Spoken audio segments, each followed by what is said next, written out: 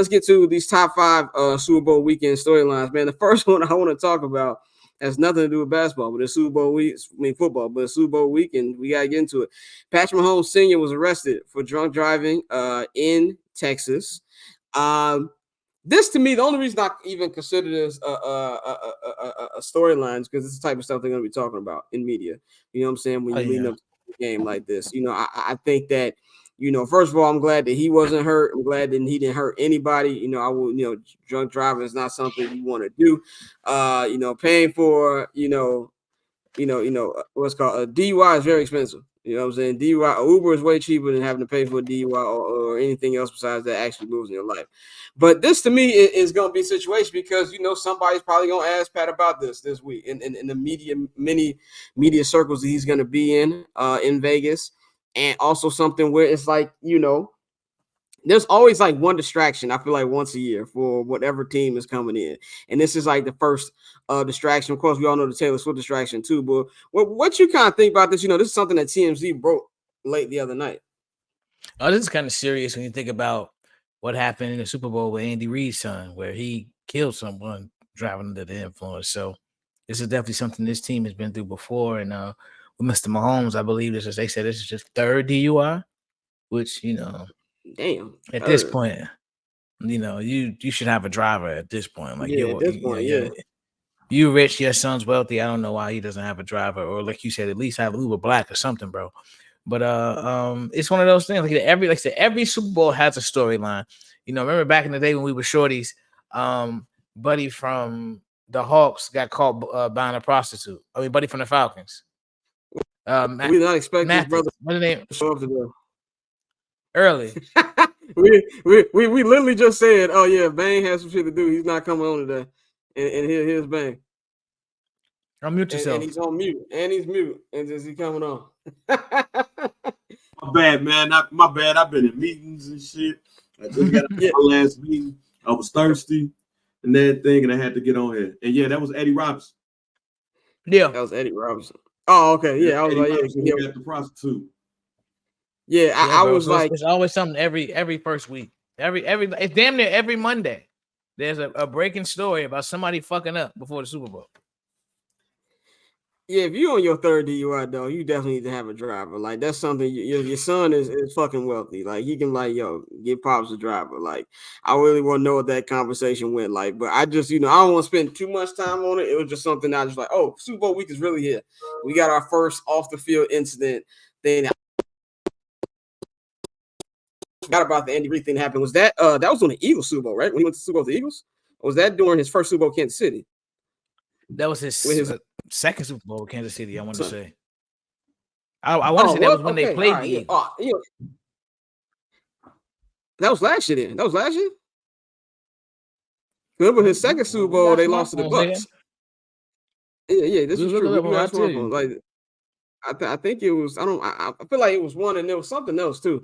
It's like something's always got to do with a family member every year that there's a Super Bowl, somebody family member tweaking. You know what I'm saying? And that one was this. I was sworn that was like when he was Philadelphia, but I might be wrong. We gonna wait to see that. But Bang, what's your take on that? You the one who sent the story to the group chat. 2021. Oh, okay. That was the year they lost to the Buccaneers. You talking about the Pat Mahomes, Pat Daddy? Yeah, Pat Daddy. Yeah. Oh man, Pat Jr. know what his daddy do. You know what I'm saying? It's his second, his third DUI.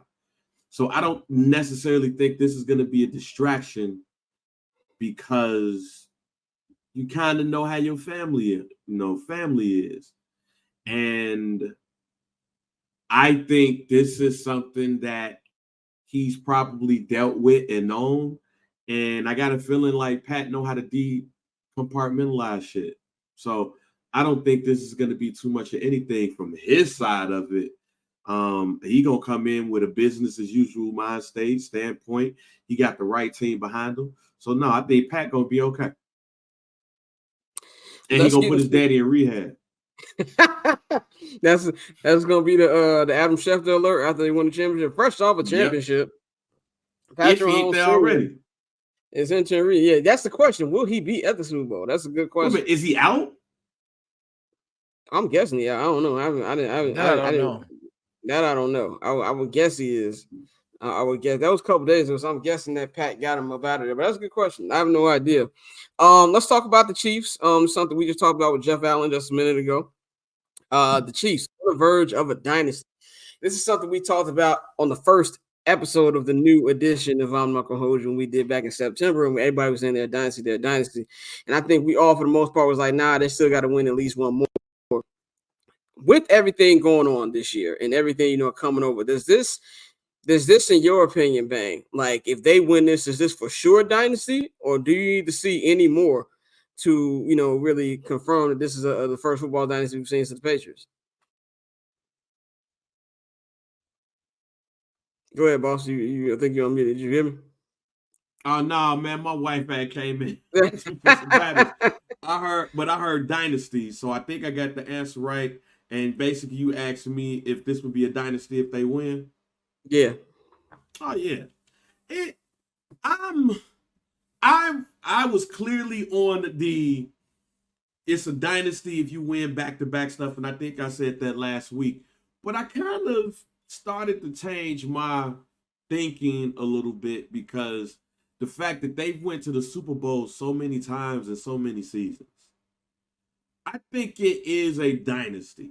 Is it one of the top ones, like how Deion Sanders, say that, that Hall of Famers need to be in certain rooms? Like, is this 49ers in the 80s? Is this the Pittsburgh Steelers in the 70s? Is this the Dallas Cowboys? No, it ain't that. It can be that if they win, though. Like, if they win this one, I think you can put it up there with those. It's not the New England Patriots by no stretch of the imagination, because that's over a course of damn near 20 years. But I do believe if Pat and them win this Super Bowl, that you should be able to talk about the Chiefs in the same language that you talk about the 80s 49ers, the 90s Dallas Cowboys, and even the 70s Pittsburgh Steelers, because what is it, 4 in the last 5 years? Yeah. You're not supposed to do that. No. In this era of football. You're not supposed to have this level of success. They changed the rules for you not to have this level of success, and they still got it. They win this, you move them up. They just not New England, though. I'll say this, man. I got a rule for dynasties in every sport. You got to have at least a repeat. That's why I don't think it's because the actual word that you gotta defend it. You know what I'm saying? My biggest thing is where I don't ever Spencer's Spurs and the dynasty. They were a really good team, had a standard of excellence for a long time. There was no repeat. And you can't, if you didn't sustain your greatness for back-to-back years, I can't call you a dynasty because you didn't sustain it back-to-back seasons. During the time that the Spurs won, the Lakers would win, the Heat would win, Dallas would win. There was always somebody in between. Now, obviously, you don't have to three-peat. Is just some shit that's just not gonna happen. So, like, if you three-peat, and it's kind of like what Deion said, you in the upper room of dynasties. You know what I'm saying? With the NBA, you only got Russell Celtics, Michael's Bulls, and Kobe and Shaq's Lakers who have three-peated. But if you get a repeat, that's what makes you a dynasty to me. If the Spurs would have won 2004 or 2006, they're a dynasty. That's the I know people debate that all the time, but they won 5. Yeah, they won 5. That's great. 5 over a 14-year period, and they never repeated. I don't think there was actual standard of, okay, we won, but we couldn't defend it. You're not a dynasty if you can't defend the title. So, yeah, they'll be a really good team. They'll be dynastic, I guess you want to call it. But to be a dynasty, you got to defend the belt, because defending the belt is harder than winning the belt. And so if the Chiefs get it done this year, there's no talking. If they lose, then it's like, okay, they were a real good team. I just don't think you can use the word dynasty with that one. Dante, what do you feel about the dynasty word? Well, not just with the Chiefs, but just in general. Yeah, I mean, a back-to-back title is usually, needs to be in there. But if you have a sustained run of dominance like they have, he said 6 straight AFC championships, potentially 3 Super Bowls. I think you do. I think you have to include that in the dynasty family, like you said. I think they're, it's still a long way to go to catch the Patriots, but I'm not gonna lie. Until I see Pat go through some sustained, real L's, the chances of him catching him are, they're there, especially if he gets 3 right now. And you got to think one thing about Pat that he hasn't had that Brady had eventually was the serious injury with the ACL tear, and Brady missed the full season. Pat has stayed relatively healthy. He's had his nicks and nicks here and there, but for the most part, he's been on the field. So I think if he can continue to stay healthy, I think that team will continue to build around him.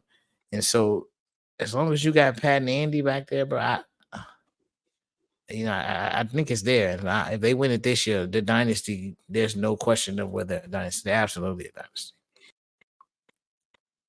And I think also too, like, it really depends on how long Andy really wants to coach, because he's coming into a situation where he is, he's older now. Like, I think it's different with Belichick, because Belichick's wasn't his first full time. He was coaching of the Browns. Like, his first actual opportunity was with New England. So the success came right away. Like, this is, Andy Reid's second, run. And I think too, like, I think if there's anybody who has a chance to catch Brady, it would be Pat. And one thing that Pat had that Brady did is he started off different. He won MVPs early. But one thing that Brady will always have in his back pocket that Pat will never one up on is he's beat him twice in the playoffs. And that's something that I feel like even at the end of the day, if they stack them up, let's just say that Pat gets 5, because I think 7 is just asinine. It's just never gonna fucking happen again. Like 7, that's some shit that's just not gonna fucking happen. Like, even sometimes I'm like, damn, this nigga Brady really got 7 rings. I don't see anybody. There's 2 people in the history of the sport who have 7. It's Tom Brady and my man Charles Haley. And they're the only dudes who got 7 Super Bowl rings. So let's just say Pat gets 5, right? I think that's in the realm of possibility.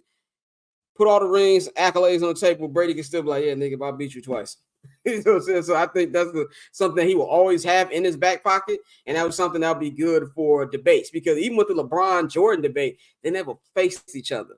So we can always view hypotheticals. Oh, well, if LeBron would have played in the 90s, Jordan would have beat him. Oh, if Jordan would have played in 2000s, they handle 3-pointers, they had better teams, they'd have got smoked by some of these Heat teams. We've seen these two go at it twice in the AFC Championship game and in the Super Bowl. So I do feel like that's something that I know Pat is a competitor, and just like Jeff Allen explained, I know that's something that's got to eat him up inside. And I know that's something that Brady like, yeah, you run it up all you want, but I still got you twice. Also, the other part about it too is, and I agree with you on that. I agree with you so much so, is that Brady beat him and Brady wasn't in his prime. Yeah. Like, that's the other part about it too. Old Brady beat you. This wasn't Brady when Brady was like, 28, 29, 30, 31, 35. 2007 Brady. Like old Brady beat you. So that's why Brady will never lose that to me. Pat could be the most talented quarterback all day long. But as far as the greatest, he's not going to get more rings than him. I doubt that very strongly. And the fact that old me beat you, OG beat you, nah. But OG you beat young me. We still haven't seen Final Form Pat. Like, I understand everything we've seen is amazing. So like, that's my thinking. That's why I think we said this a couple weeks ago. But like, if Pat get 5 rings, got 5 MVPs, it's a conversation whether he lost to Brady or not. I'm not saying it's not a conversation. I'm saying I'm putting them over the nigga. Like, and I love Tom Brady, but if you get 5 MVPs, 5 Super Bowls with the amount of dominance he has, I still think that's crazy. It's crazy because Brady did this for 2 whole ass decades, and it's another one. He did it with another team. Remember, everybody said also, can Brady do it without Belichick? He did it without Belichick so good to the point that we're asking, was Belichick really that damn good? Like, it's gotten to that point, unfortunately. Right. And I think anybody with actual football mind ain't gonna, discredit, Bill Belichick. But it's also like, am I one of them people who think that Pat's gonna be different on another team without Andy Reid? No, but Andy Reid helps a lot. I forgot who said this. Somebody said that there was like the difference between Peyton Manning and Peyton Manning and Patrick Mahomes. They're like, Patrick Mahomes as Andy Reid, Peyton Manning is Andy Reid. You're talking about like his football mind that he has. But I'm not saying that I got him over Peyton already. I just started like Peyton Manning. He retired. Like, it's a people forget because we like Peyton. I like Peyton. Peyton went live like that in the playoffs. I will go to my grave saying the MVP should have went to Jones would die in 2007, 2006. Straight up. But you're right, Dante. It's gonna be a conversation. I'm not saying it's not a conversation, but if you're like a Brady fan or if you're Tom Brady, you'll always have that in your back pocket. Like, yeah, you beat the nigga though. which is something that LeBron or Jordan fans don't have. But it's definitely going to be a debate, and it's going to get even bigger if they win this Sunday. Now, let's go to the Niners side of things, man. The 49ers got revenge on their mind 4 years ago. You know what I think about when I think about the year 2020? Now, I don't know about y'all, brothers, but the first 2 months outside of, obviously Kobe dying, it was a fun 2 months. Like, I feel like, nigga, this shit gonna be lit. I don't know about y'all, but just had a good vibe. I remember that Super Bowl party we had that year. That Super Bowl party, shout my man TPJ, Hoops and Brews, HNB Media. He had a Super Bowl party at his crib downtown LA. It was one of the most fun Super Bowl parties I've ever been to. I didn't even know who the fuck won the game until like the end. That's how much fun we had. So I'm not gonna lie to you, I act like I remember all that game, because I don't. I just remember at the end, like, yo, Jimmy Garoppolo threw that like 10 yards too far. Now, this is a different team. And not to say that, that the Chiefs won't be prepared, because we all know Andy Reid's prepared, and Jeff Allen said it too, that he's great off bye weeks. But what do you think about, I'm going to go to Dante first. Dante, what do you think this, is on the 49ers' mind as far as trying to get revenge against this team? Something that Kyle Shanahan said they've been thinking about for years. I mean, I think it's they need to be careful with that shit. Like the whole revenge thing. You need to be focused on winning this Super Bowl. Like, fuck who you playing. I understand that you have lost them. You want to get back. But I think it's one of those things where the way people have talked about Brock Purdy all season, the way they've said, well, Kyle Shanahan can't get over the mountaintop. It's definitely going to be extremely motivating. And when I'm looking at the Niners, I think it's going to be a close game. And like we haven't done our predictions yet, but I think there are a lot of ways the Niners could win this football game, like a lot. And they are an extremely talented ball club. We've seen them load up on talent, even though they've had to reload on the quarterback position several times. But that revenge factor, I would say be careful with it. But the way that this team had been running all season, I think they're definitely going to use it as a positive going into the Super Bowl. Go ahead, Bang. What's your part on the revenge factor? Man, look, they just got to worry about what got them here. Simple as that. This team struggled defensively last week against Detroit. And that's not the game that they wanted to play. They have to go into that game knowing and understand that they got to have an elite defensive effort. And the only way your ass is really gonna go out there and truly get revenge is defensively. You got to be on point. You got to take Pat out the game, not like actually like take him out the game. Like, you got to take his play out the game. You have to expose those wide receivers for what they are. Pacheco can't do nothing, and that offensive line, who's going to be without one of the best players on that line, and they're having issues with that offensive line in general. Like, Bosa got to play like his life depends on it. Like, Chase Young cannot have the game that he had last week against the Lions. You want revenge? Steve Wilkes got to look at that defense and say, hey, here's the meat. Go get it. Throw that shit and have everybody go ahead and try to snatch at it. That's the only chance they got at winning this game. Because I know, at least I'll speak for me, I don't think any of us is going to try to pick against Pat until Pat loses. Because somehow, some way, he always figures it out. Andy Reid always figure it out. They have to understand that defensively, outside of Pat Mahomes, they are way more talented than the team that they're going up against, and they have to show it. That's how you get the revenge. Yeah, I think you hit the nail on the head, man. They gotta rush him, like, and of course, now not rush him strategically, because if you keep blitzing this man, and the difference in 2021 when they lost to the Buccaneers was they didn't have the best offensive line at the time. Like, Pat was getting put through motherfucking tables and shit. So this offensive line they have is much better than that, but they need to take their opportunities to beat him and get him, not beat him because you're not gonna beat him, but like to try to get him off his square. But more importantly, the offense, like you said, they're going to have to play the game of their life to win this. They cannot start the way they started these playoff games they played this year, because Pat Mahomes ain't Jordan Love. Pat Mahomes ain't Jared Goff. If you give them many opportunities like you gave them niggas, you will be going home crying. So that's something that they need to do right away. But they got to score points too. This is a great defense. And this is a physical secondary that the Chiefs have too. So that, to me, I feel like the revenge factor is a factor in it, but they can't let that be something that, you know, that's consuming them, I guess, is what I'm trying to say with that, man. Get to our last 2 points. We're going to bring in Pavy. We'll be doing weekend in the association in with 1 minute. We still got 2 more storylines go. But Pav, is it raining like hell by your crib? Because it just sounds like Thor is knocking at my fucking window right now. It was worse like yesterday, but like yes, it's still raining. I finally just went outside. I hadn't even looked out the window. That's funny as shit. I definitely like that.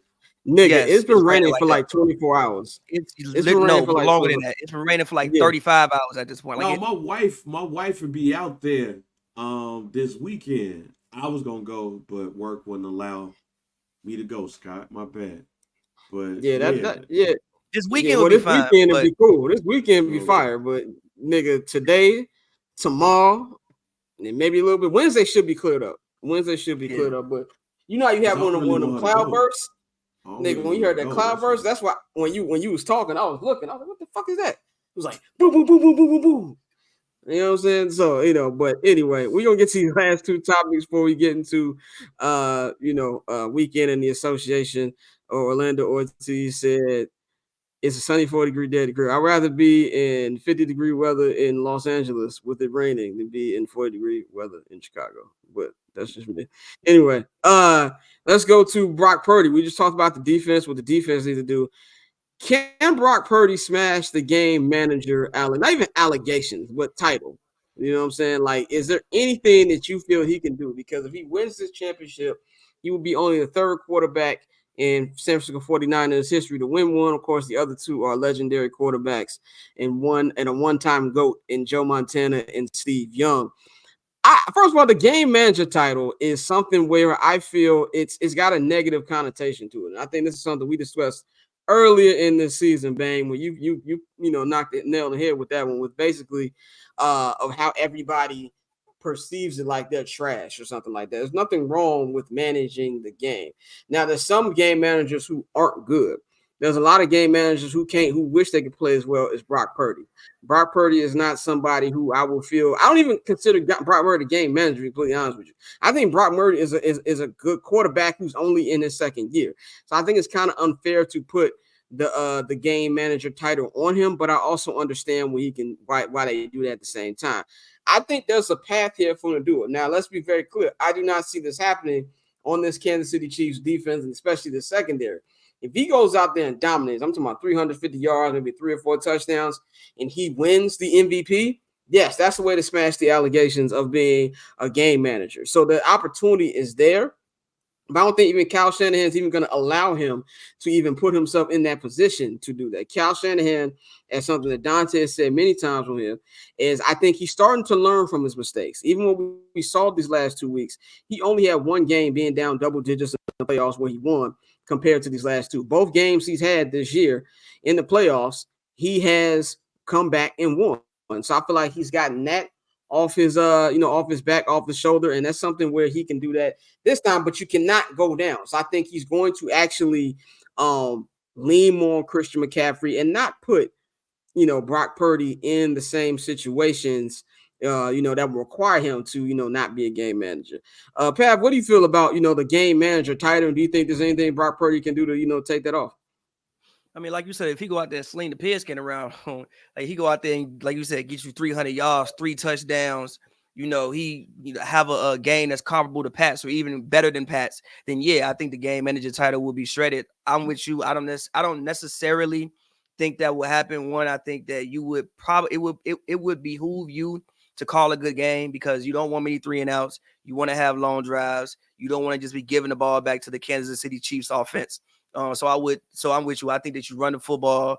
You throw a lot of short passes, and I mean, you hope that some things that can happen, like that happened last week happen. You know, like you get some big plays, some random ones, like when the guy should have caught the pick, but Brandon's like caught it off man's face mask. You hope that you can get some players like that. But I mean, yeah, sure. If he goes out there and throws, I don't know, he completes 60% of his passes, 330 yards, 3 touchdowns, you know, and you know has a legendary game like that, sure. But I don't think that that's probably the best pathway for them winning this football game. Bang, tell us what you feel about Brock Purdy. You're the one who started the game manager isn't a bad thing. It's not a bad thing, and I don't think he's going to be able to shake it, because when I think of game changers, I think of people like Michael Vick. I think of people like Cam Newton. I think about dynamic players.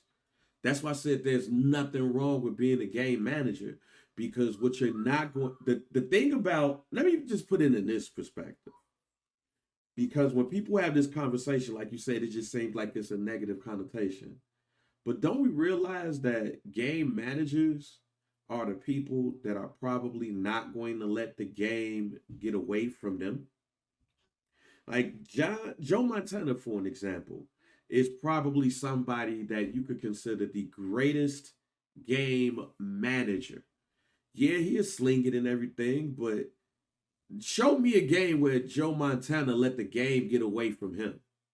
Like, go look at every Super Bowl that Joe Montana has been in. He ain't throw an interception. He managed the game perfectly.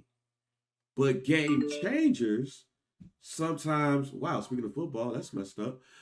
Speaking of game changers, though, sometimes game changers be in situations where they let the game get away from them because they do too much. They gotta make the play to save the game. They gotta try to thread it in between 3 people. They gotta try to get that scramble for the first down and all of that stuff. Those are game changers, because all it takes is one play for them to get back into the game.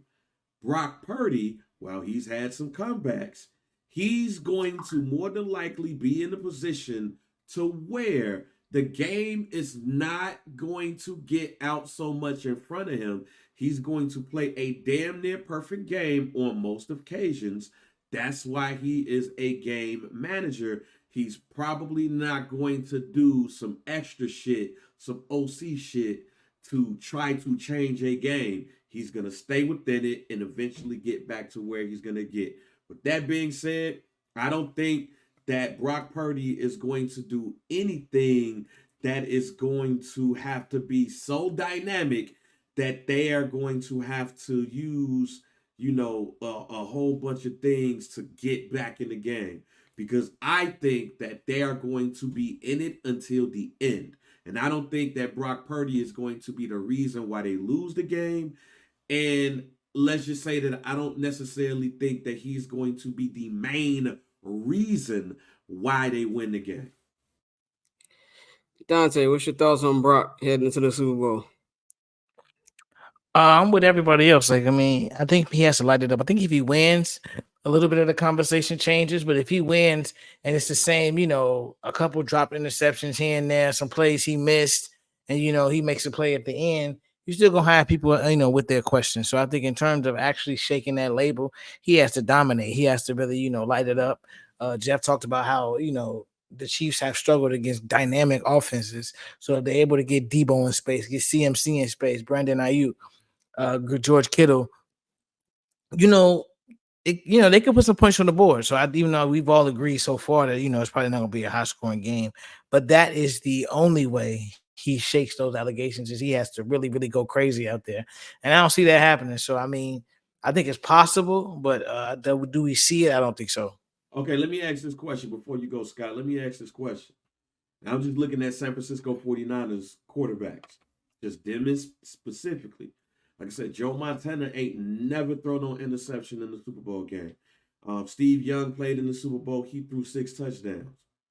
I guess the question is, what type of game does Brock Purdy need to have in order to quote unquote shed that title because he can play a very efficient game, give you 2 touchdowns, 250 yards, have a perfect passer rating, and win MVP. Like, I don't think winning MVP should be the end all be all here because he could play a very efficient game and still win it.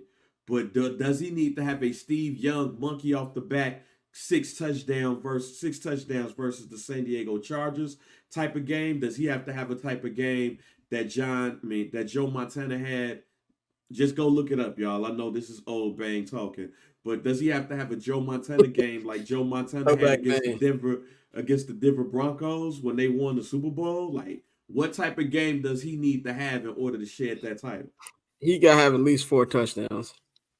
4 touchdowns slinging, like 350 yards passing.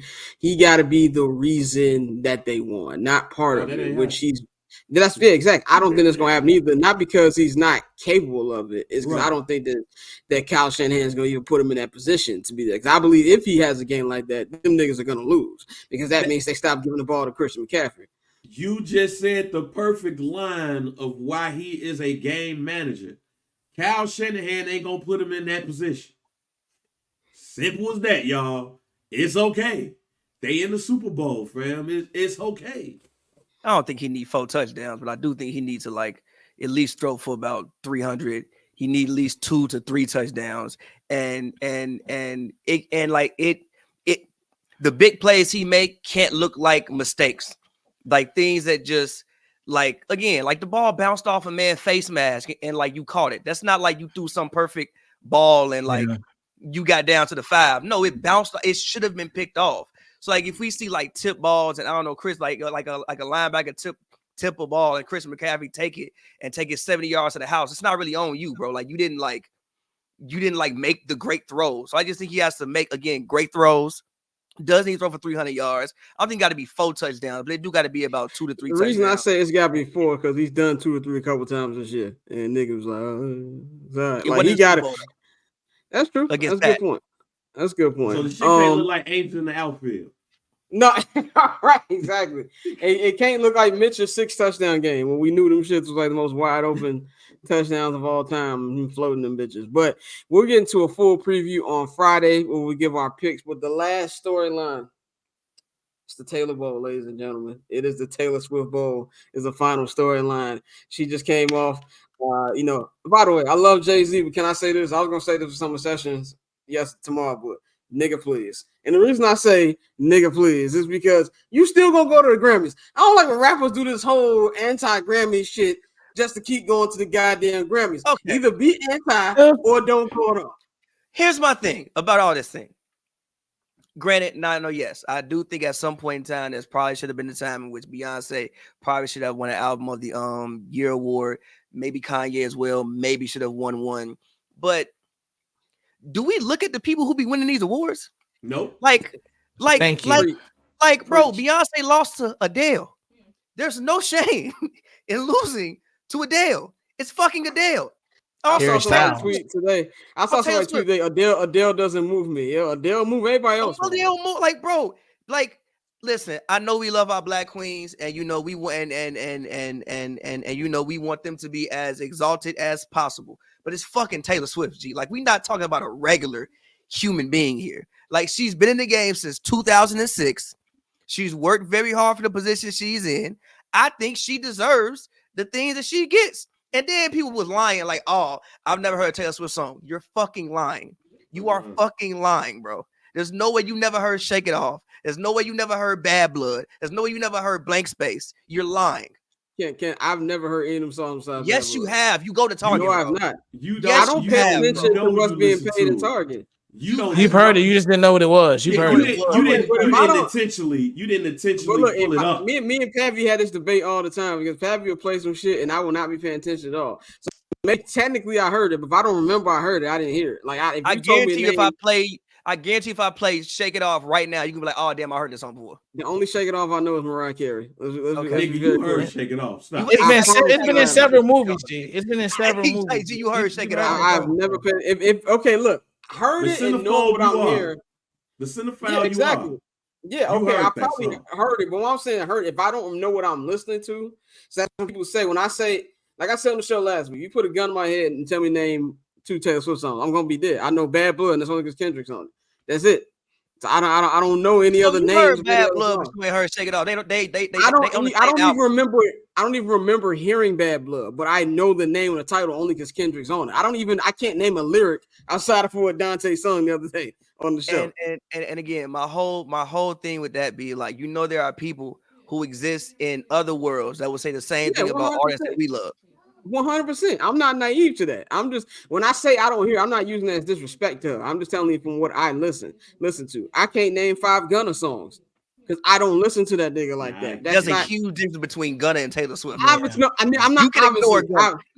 No, You can ignore Gunna. obviously. My point is, if it's not, my point is, if it's not in my world, I don't know the song. And you've heard 5 Gunna songs, by the way. I know you've heard 5. I said I can't name 5 Gunna songs. Okay. I can't name 5 Gunna songs. That's just, but anyway, it's the Taylor Swift Bowl. Taylor Swift just won Album of the Year last year. She's first artist to win it 4 times.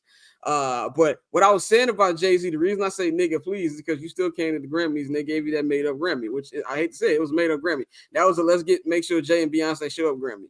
Like 100%. That's why they canceled the Rock Nation brunch and all that other shit. Oh man, come on, man. That's the second ever Dr. Dre Global Outreach Award. Okay, and Dr. Dre shouldn't have that way either. But that's the Summer Sessions conversation we're not getting into on this show. He paid for that. He paid for some other shit too. That's a healthy dose. You wrong. Oh shit. Yeah, we're not getting to that on this show.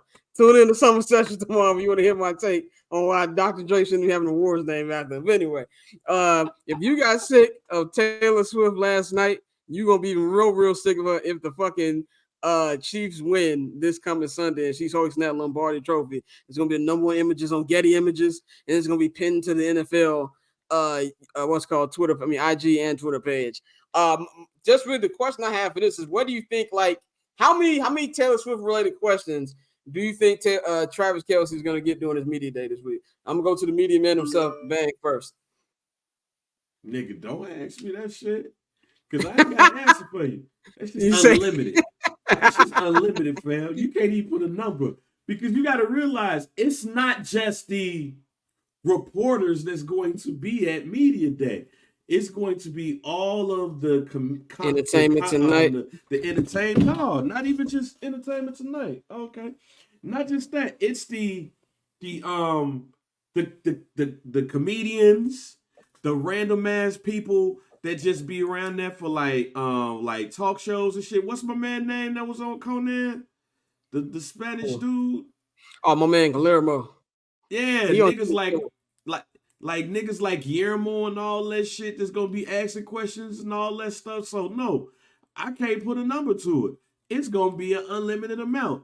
I know there's gonna be more Taylor Swift questions than it is about him and George Kittle. I can tell you that much. Hey, y'all might as well he might, if he wants to answer a football question, he might as well just stay home, because all his questions gonna be, so Taylor won Album of the Year at the Grammys.